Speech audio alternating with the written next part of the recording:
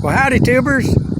Well, we're having a dinner here at 4MO4, and I guess while I was at church, I guess there was like 6 other airplanes here, and they left before I got out here, but I seen a picture of them. But had pretty good turnout. And Dick is up there in his double wide. We got the ambulance out here.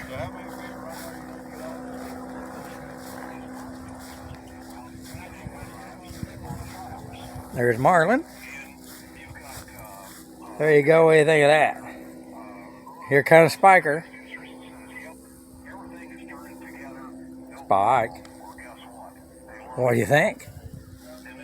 So, pretty good turnout. Yeah, I guess this guy come from, it's called Lamb's Field, and there was a J3 and a Legal Eagle that came from there, but they already left and went back. I guess there might have been some other airplane there. James sent me a picture just as I got out of church.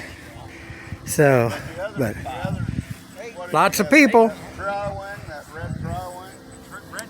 There's James waving. And lots of vehicles, and get all the women's in here.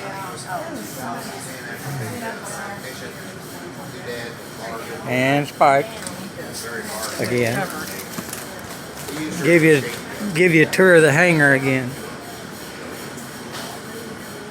This is Dick's. It's got the double wide. That's the Eindecker that he was going to give away, but decided he would work on it.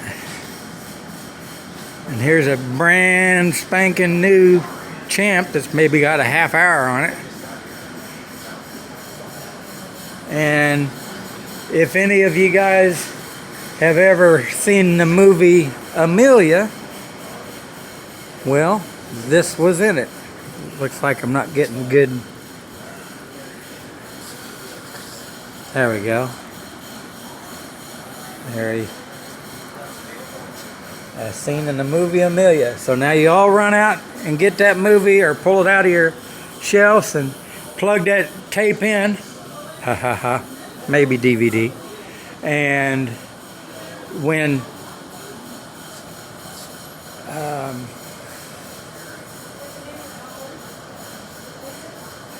Amelia is walking in a field and this airplane flies over, in that movie, this is the airplane that flies over.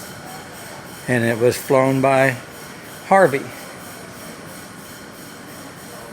And here's a Newport 11. I think that's right. With, of course, Volkswagen in it.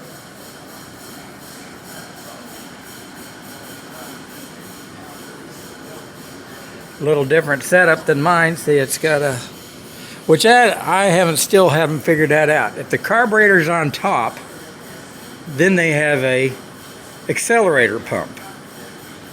But if the carburetor's down below, which they call updraft, then they don't have an accelerator pump. It seems like it should be the opposite of that to me. But anyway, there you go.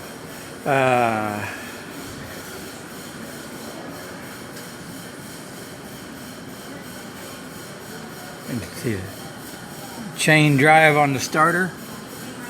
They used to have in all of these, because they had 4 of these originally, they had a chainsaw motor inside here that ran a shaft out to there, and they'd start up that chainsaw motor and then rev it up, engage the starter to start the engine, so they didn't have to have a battery. But that got old and whatever, and they decided they would put a starter in. Here comes Vernon in his kit box. You might hear him.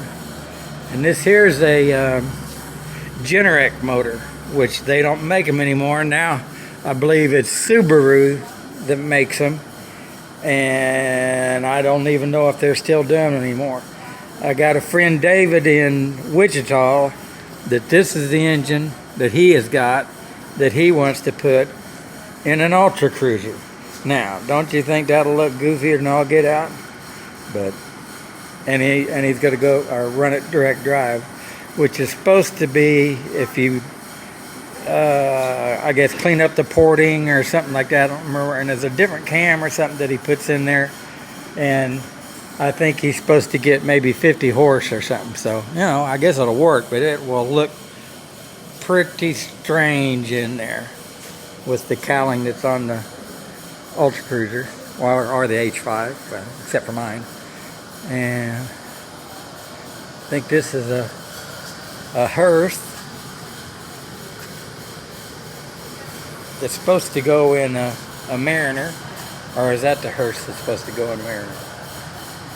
Well, anyway, I don't know. I don't know where all these engines are going.